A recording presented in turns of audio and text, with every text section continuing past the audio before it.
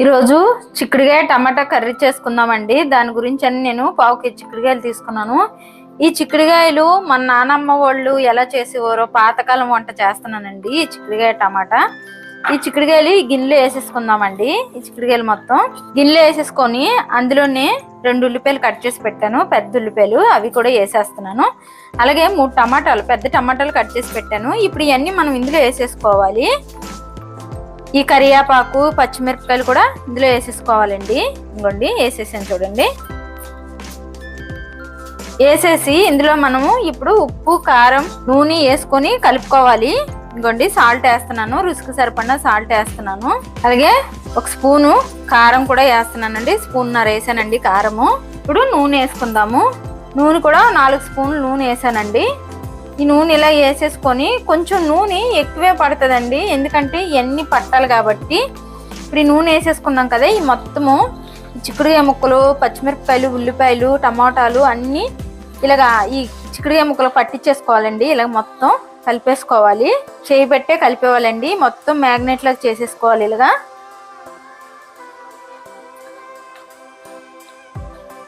ఇప్పుడు ఇవన్నీ ఇలా కలిపేసుకున్నాం కదండి, ఇందులో నేను 2 గ్లాసులు నీళ్లు పోస్తున్నానండి. నీళ్లు పోసి ఒకసారి ఇలా కలిపేసుకొని మనము పొయ్యి మీద పెట్టేసుకోవాలండి. ఇలాగా ముక్కలు మొత్తం ములిగిలాగా నీళ్లు పోసుకోవాలి. 2 గ్లాసులు పోసాను నేను. ఇప్పుడు ఇది మూత పెట్టేసుకొని ఒక 5 నిమిషాలు మూత పెట్టేసి మగ్గిద్దామండి.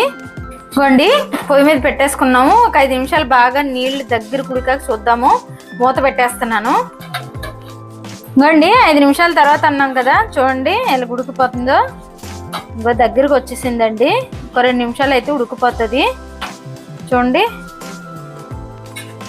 మళ్ళీ మూత పెట్టేసుకుందామండి. ఒక 2 నిమిషాల తర్వాత చూడొచ్చు. ఇవ్వండి 2 నిమిషాలు అన్నాం కదా, చూడండి నీరంతా ఇంకిపోయింది చూడండి. ఇప్పుడు ఇందులో మనం కొంచెం ధనియాల పొడి వేసుకుందాం. ఇవ్వండి ఒక 1/2 చెంచా ధనియాల పొడి వేస్తున్నాను. వేసి కలుపుకొని 1 నిమిషం పాటు ఉంచుకొని స్టవ్ ఆపేసుకోవడమేనండి. ఇవ్వండి అయిపోయింది, ఇంకా స్టవ్ ఆపేసుకుందాం. చూడండి గింజ ఎంత మెత్తగా ఉడికిపోయిందో. ఇలా ఉడికిపోవాలండి, ఉడికిపోతుంది. ఇలా కలిపి పెట్టుకుంటే మాత్రం టేస్ట్ కూడా చాలా బాగుంటుంది. చిన్నప్పుడు మా అమ్మమ్మ వాళ్ళు, నానమ్మ వాళ్ళు ఇలాగే చేసేవారండి. టేస్ట్ మాత్రం చాలా బాగుంటుంది. ఇలా చేసుకుంటే చాలా బాగుంటుంది.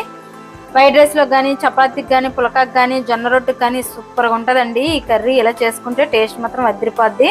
నచ్చితే లైక్ చేయండి, షేర్ చేయండి, కామెంట్ చేయండి, సబ్స్క్రైబ్ చేయండి. కాకపోతే ఒకసారి ట్రై చేయండి ఎలా ఉంటుంది అన్నది. ఇలా కలిపి పెట్టి వండుకున్న కూర ఎలా ఉంటుంది అన్నది టేస్ట్ మాత్రం చాలా బాగుంటుంది. ఇంకా స్టవ్ ఆపేసుకుందామండి. అయిపోయింది.